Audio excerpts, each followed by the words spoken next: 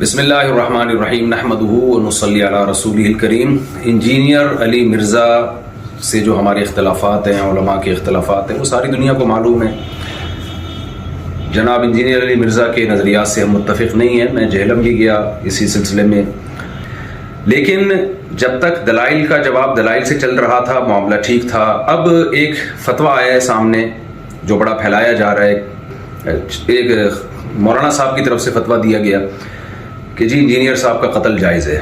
تو میں یہ اپنی دینی ذمہ داری سمجھتا ہوں کہ ہم اس فتوے سے بالکل متفق نہیں ہیں، اور جتنی بھی میری بڑے علماء سے بات ہوئی ہے، جہاں تک میری رسائی تھی، جن سے میری بات چیت ہوئی ہے، وہ کوئی بھی اس فتوے سے متفق نہیں ہے۔ تو لوگ اس فتوے کو علماء کا متفقہ فیصلہ نہ سمجھیں، کیونکہ ہمارے ملک میں پہلے قتل و غارت بہت ہوئی ہے۔ یہ شرعاً کسی کو اجازت نہیں ہے اس کی کہ کسی بھی شخص کو اٹھ کے وہ قتل کر دے۔ انسانی جان کا قتل، چاہے وہ کسی بھی مسلک سے ہو، کسی بھی فرقے سے ہو، کسی بھی مذہب سے ہو، ہم اس کا قتل جائز نہیں سمجھتے۔ پاکستان میں قانون بنا ہوا ہے کہ کوئی بھی صحابہ کرام کی بے ادبی کرتا ہے یا گستاخی کرتا ہے تو قانون بنا ہوا ہے۔ تو یہ سپریم کورٹ کا کام ہے، ہائی کورٹ کا کام ہے، جج کا کام ہے کہ وہ یہ فیصلہ کرے کہ کون گستاخ ہے اور کون گستاخ نہیں ہے، اور اس بیس پہ جو بھی پاکستان کا لا ہے، قانون ہے، وہ نافذ ہونا چاہیے۔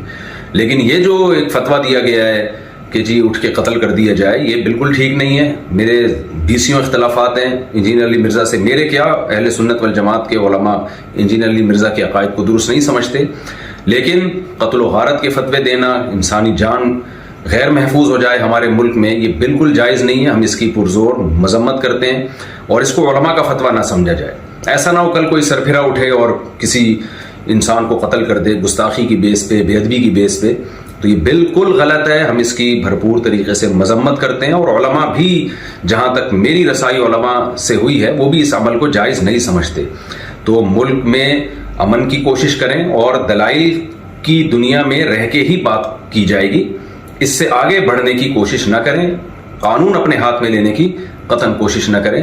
تو یہ جو ریسنٹلی فتویٰ آیا اور سوشل میڈیا پہ پھیلایا جا رہا ہے، بالکل غلط ہے۔ قرآن و سنت کی روشنی میں اس فتوے کا کوئی سر نہیں بنتا، اور وہ پھر یہ ہے کہ ذرا سی کسی کی بات زبان سے کوئی لفظ نکلتا ہے نا، لوگ اس کو پکڑ لیتے ہیں۔ جنید جمشید کے ساتھ ہوا، مولانا طارق جمیل صاحب کے ساتھ ہوا، اور سیالکوٹ کا جو واقعہ ہوا تھا، ہم تو یہ جو واقعات تھے، ان کے زخم ابھی چاٹ رہے تھے کہ جناب ایک اور فتویٰ مارکیٹ میں آ گیا کہ جی فلاں کو قتل کر دیا جائے۔ یہ بالکل درست نہیں ہے۔ تو خدارا جو مذہبی لوگ ہیں وہ جنون کی حد تک آگے بڑھنے کی کوشش نہ کریں، پاکستان کا، اسلام کا امیج دنیا میں خراب کرنے کی کوشش نہ کریں۔ اس سے ملک میں نقصان ہوگا اور قتل و غارت کا میدان گرم ہوگا۔ تو یہ بالکل غلط ہے۔ لہذا میں ابھی نیچے آیا ہوں گھر سے اتر کے، صرف اس کلپ کو ریکارڈ کروانے کے لیے، کیونکہ مجھے نہیں معلوم تھا کہ اس طرح کا سوشل میڈیا پہ کوئی فتویٰ پھیلایا جا رہا ہے۔ تو دیگر علماء سے بھی میرا مشورہ ہوا، تو سب کا یہی مشورہ تھا کہ ہمیں فوراً اس کے خلاف ایک بیان ریکارڈ کروانا چاہیے، اس فتوے کے خلاف، کہ یہ علماء کا فیصلہ ہرگز نہیں ہے، نہ قرآن کا ہے، نہ حدیث کا ہے، اور نہ علماء کا فیصلہ ہے۔ اس سے ملک میں فساد پھیلتا ہے، اور اللہ تعالیٰ فساد پھیلانے والوں کو پسند نہیں کرتے۔ تو ملک میں ہر ایک کی جان محفوظ ہونی چاہیے، چاہے وہ کسی بھی مسلک سے اس کا تعلق ہو، یا کسی بھی فرقے سے، یا کسی بھی مذہب سے، کوئی بھی رائے ہو۔ دلائل کی دنیا میں آپ ضرور ڈیبیٹ کریں، دلائل کی دنیا میں آپ ضرور ایک دوسرے کو چیلنج دیں، اور اگر آپ سمجھتے ہیں کہ کسی نے کوئی کام ایسا کیا ہے جو آئین کے خلاف ہے، اسلام کے خلاف ہے، تو لا کے ذریعے اس میں پنشمنٹ کی کوشش کی جائے، قانون کا سہارا لیا جائے، جج فیصلہ کرے گا کہ کیا سزا بنتی ہے یا نہیں بنتی۔